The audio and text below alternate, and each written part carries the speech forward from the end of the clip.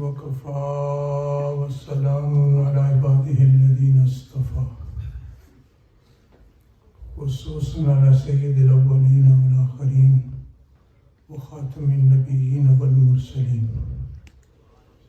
سيدنا ونبينا ومولانا محمد وعلى آله وصحبه وبارك وسلم تسليما كثيرا كثيرا.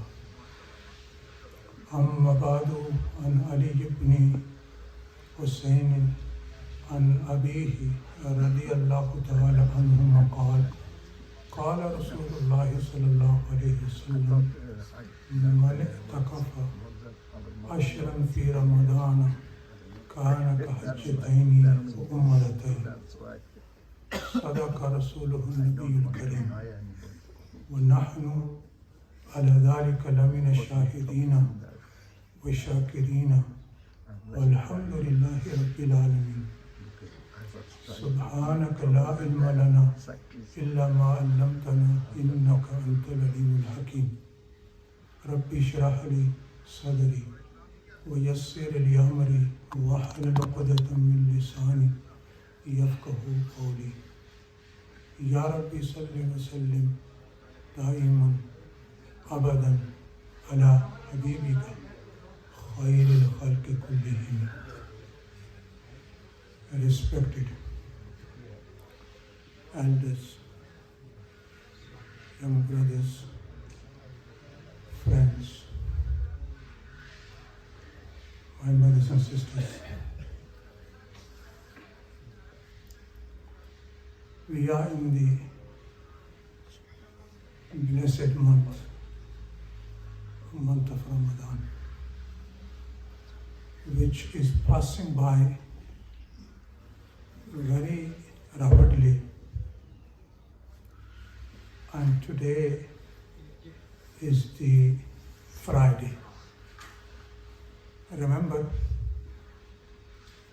every Friday is a Good Friday. Every moment of a believer is a good moment, providing he obeys and remembers, sends salutation on Prophet sallallahu alaihi wasallam. Then every moment of a believer becomes a good moment. Every Friday is a Good Friday for a believer. Friday is a blessed day. Month of Ramadan is a blessed month. We are in the second portion of month of Ramadan, which is known as the portion of Maghfirah, forgiveness. The foremost portion of this month is known the portion of Rahmat, mercy of Allah subhanahu wa ta'ala, and the last portion upon which Ramadan comes to an end is known as Itkum minan nar, a portion in which the believers are rescued from the hellfire. A portion of rescue from the hellfire. For some, remember this, for some, the rahmat of Allah begins to shower upon them and descends upon them from the very first night of month of Ramadan till the end of Ramadan. And some, these are classed as the very pious, saint, righteous personalities who spend their day and night, every moment in the obedience of Allah. When Ramadan begins, the rahmat of Allah begins to descend upon these people till the last moment of their month of Ramadan. And amongst the people, amongst the Muslims, there are sometimes they do good, sometimes they do bad. Sometimes they are obedient to Allah, sometimes they are disobedient to Allah subhanahu wa ta'ala. When month of Ramadan begins, they realize, they regret, they turn to Allah, and they try to build connection with their Creator, and they start remembering Allah from the very first night of Ramadan. When the second portion begins, which is known as the portion of Maghfirah, these people are also forgiven by Allah subhanahu wa ta'ala. The second class of the people is those who never go near the good deeds. Through the whole year, the 11 months they spent in the disobedience of Allah, never remembered Allah subhanahu wa ta'ala, let alone coming in the masjid, never came in just by the door of masjid, never came near the masjid, never thought of coming to masjid, never thought of reading the Quran, never thought of doing, offering the praise, performing the praise. The whole year they spend in the disobedience of Allah subhanahu wa ta'ala, committing sins upon sins upon sins. When month of Ramadan comes and it clicks in the mind, I should change my lifestyle now. And I should turn to Allah subhanahu wa ta'ala now. Because the month which I am going to be stepping into is a month in which everybody are forgiven. Then this sinner who spent the 11 months in this sinning, 11th month in the disobedience of Allah subhanahu wa ta'ala, 11th month sinning upon sins, then when the month of Ramadan comes, then he turns to Allah, he begins to repent to Allah, he remembers Allah, he sends salutation to Prophet sallallahu alaihi wasallam. He keeps on remembering Allah until he enters the last portion of the month of Ramadan.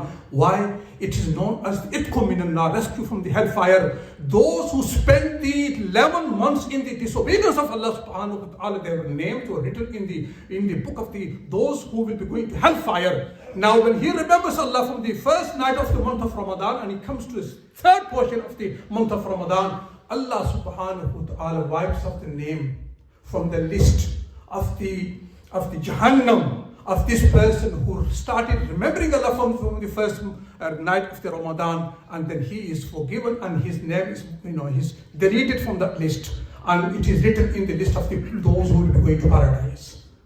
Make dua to Allah subhanahu wa ta'ala. We become among those who are forgiven in the month of Ramadan. We become among those who are rescued and who are saved from the hellfire and whose names are taken out of the list of the Jahannam and their names is written in the list of those who will go into paradise. We are in the second portion of the month of Ramadan, which is passing by very rapidly. Everybody is talking, month of Ramadan is going. If you ask someone how is Ramadan going, he's saying, never noticed, it's just passing by very quickly, rapidly it's going. Today is the 16th of the Ramadan, and the next portion will be beginning. And this is the month. How fortunate this ummah is. The fast were prescribed upon every community in the past. But Allah subhanahu wa ta'ala has given a few things to this ummah which were not bestowed upon any other community in the past. Not ever. They were commanded to fast. But Allah subhanahu wa ta'ala has given us few things that never ever Allah gave to any other community in the previous year. Never ever. Why? Because this is why we are given these things, because of Prophet sallallahu alaihi wasallam. We have been given these things by our beloved Prophet sallallahu alaihi wasallam. When you are fasting, your stomach is empty. And then sometimes this unpleasant smell comes from your mouth. Maybe another person will not like it, he will dislike it. But this smell is so beloved to Allah subhanahu wa ta'ala. Rasulullah sallallahu alayhi wa sallam is saying that this smell of a fasting person's mouth is more beloved to Allah subhanahu wa ta'ala than the musk. Musk is a fragrance which is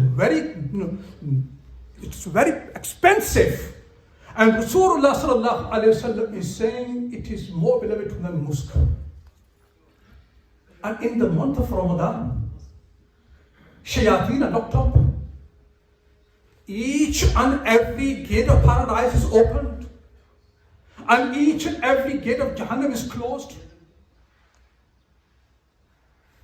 In the ocean, the fish is making dua for us every night and every day in the month of Ramadan. The angels from early dawn till sunset, they are making dua for every fasting believer and believing man and believing woman. and our du'as. If in the month of Ramadan we don't turn to Allah, we don't make dua, when are we going to make dua then? Allah subhanahu wa ta'ala has made it very easy for us to ask Him and to beg Him. We don't have to every time raise our hands to make a dua.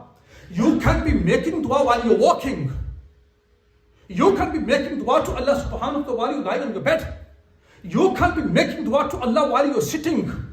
You can be making dua to Allah while you're driving. You can be making dua to Allah while you are working. Sometimes you don't even have to move your lips and your tongue. You make a dua in the heart. Allah is there, who is the knower of everything. Rasulullah sallallahu alaihi wasallam is saying, when a believing man and woman, they close their fast from early dawn till sunset, their dua, whatever dua they will make to Allah, it will be definitely accepted by Allah subhanahu wa ta'ala. It will be accepted by Allah subhanahu wa ta'ala. And then in this month, Allah subhanahu wa ta'ala has given us, in the last portion, Al-Laylatul Qadr, which was not given to any other nation. When Rasulullah sallallahu alaihi wasallam came to know the ages and the lifespan of the previous communities, he thought, if I compare the lifespan of my followers to the lifespans of the other people who passed away, my followers can never reach them. They would have ages, 100 years old, 200 years old, 300 years old. And our Prophet sallallahu alaihi wasallam said, my ummah, from 60 to 70, they will live. And who will go above this? It's a bonus for him. Laylatul Qadr we have been given. In the last portion, soon we will be stepping into the last portion of month of Ramadan. Rasulullah sallallahu alaihi wasallam, he says, we need to do two things in the last portion: i'tikaf and search for the Laylatul Qadr. Rasulullah sallallahu alaihi wasallam says in a hadith, whosoever has been deprived from the goodness of the Laylatul Qadr, then he should remember and then he should keep in his mind he has been deprived from all goodness. Laylatul Qadr was only given to this ummah. And it will be very easy to find and search this night if one sits in the i'tikaf. Man i'taka, I read this hadith in the beginning. Man i'takafa ashran fi Ramadana kana ka hajjatayn wa umratayn, rawahu al-Bayhaqi. And this hadith has been narrated by Ali bin Hussein al-Abihi. Ali narrates from his father Hussein radiyallahu ta'ala anhu, the grandson of Prophet sallallahu alaihi wasallam. Rasulullah sallallahu alaihi wasallam says, whosoever will sit in i'tikaf for 10 days in the last 10 days, this amal of sitting in i'tikaf for 10 days is like performing 2 Hajj and 2 Umrahs. He will receive the reward of 2 Hajj and 2 Umrahs. Just imagine in this day and age how expensive it is to do Hajj. I'm not saying, keep this in your mind, I'm not saying, you might be thinking, well, I'll sit in i'tikaf, I don't have to do Hajj. If the Hajj is on fard on you, you have to do Hajj. But I'm saying this is extra, this is bonus. This is a bonus in what we are receiving from Allah subhanahu wa ta'ala. If the Hajj is a fard on you, you have to go on Hajj, whether it's 10 years, whether it costs you 10,000 or 15,000, you have to do Hajj. But on top of all this, Allah subhanahu wa ta'ala, so merciful He is. You sit in 10 days. You sit in 10 days in i'tikaf and you receive the reward of 10 Hajj and 2 Umrahs. Our Prophet sallallahu alaihi wasallam, in the month of Ramadan, Aisha radiallahu ta'ala anha, the mother of all the believers, she said, Rasulullah sallallahu alaihi wasallam is death. Every year Rasulullah sallallahu alaihi wasallam used to sit in i'tikaf. Every year. He never missed it. On one occasion, in one of the years, he was on a journey and he missed i'tikaf because he was not at home. Next year, Rasulullah sallallahu alaihi wasallam, he did i'tikaf for 20 days. Because he missed one i'tikaf, he did it 20 days. And the year in which Rasulullah sallallahu alaihi wasallam passed away, he got the indication that this is your last Ramadan. Rasulullah sallallahu alaihi wasallam, rather than sitting for 10 days, he sat for 20 days. What does i'tikaf mean? You cut off from everything. You cut off from everything. You leave everything behind. You come on the doorstep of Allah subhanahu wa ta'ala. And Rasulullah sallallahu alaihi wasallam, he commanded us to search for Laylatul Qadr in the odd nights of the last 10 days. This doesn't mean that the odd nights you search for the Laylatul Qadr, you do ibadat, and the rest of nights you just go to sleep. No. In the month of Ramadan, we have to worship Allah subhanahu wa ta'ala as much as we can. If my ummah come to know, Rasulullah sallallahu alaihi wasallam said, if my ummah come to know the reality of Ramadan, then they would wish, they would desire the whole coming month should be Ramadan. Each and every month should be Ramadan.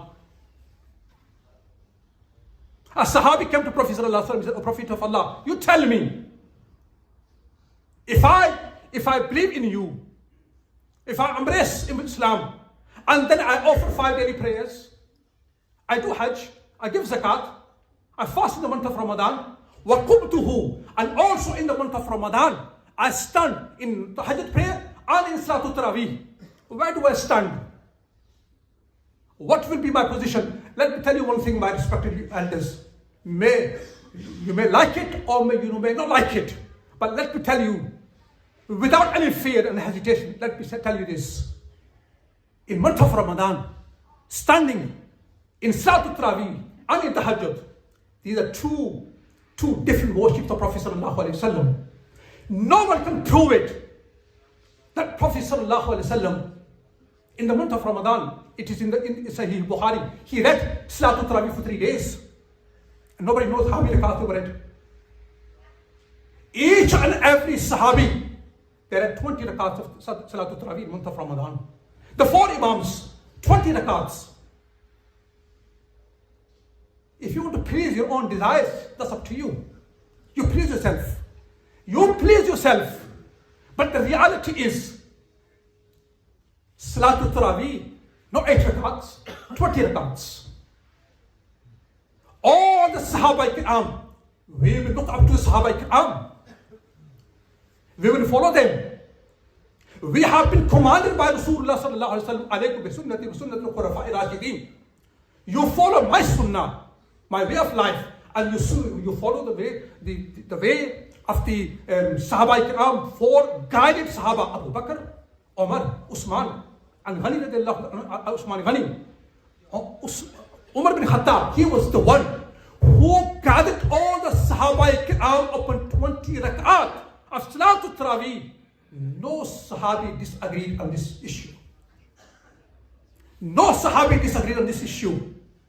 You go to Imam Abu Hanifa, his fiqh will tell you 20 rakats. You go to Imam Shafi's fiqh, he will tell you there are any Salatul Tarawih less than 20. You go to Imam Malik's fiqh, you will find not less than 20. You go to Imam Ahmad bin Hanbal fiqh, you will not find less than 20. What are we doing? He's leaving after 28 rakats, I'm leaving. You know what our brothers are saying today? They're saying, we get bored in the masjid. We get bored in the masjid. That's why we are waiting in the wuzu khana. That's why we are messing about in the masjid. Are mosques here to play around? Are the mosques erected? They are built for us to play around. One brother once came here. You know, it wasn't a prayer time. He had a small kid with him. He started playing football in the masjid here. Don't take a much the playground. These are the places of dhikr, a place of performance of salah, a place of the recitation of Quran. We don't mess about here. Do you mess about at home? Your parents won't let you mess about at home. But why do you mess about in the masjid? Honor the masjid.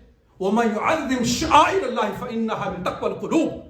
The one who shows respect to the symbols of Allah subhanahu wa ta'ala, then definitely this is from the piety of the heart. Meaning, the one who will have the fear in his heart, he will respect these places, the sacred places. But unfortunately, we have taken everything as a play. We are just pleasing our own selves. We're not bothered what Islam is saying, what Allah is saying, what Prophet ﷺ has told us. We are only there to please ourselves. If this is pleasing me, that's fine. If it's not pleasing me, then I don't agree with this.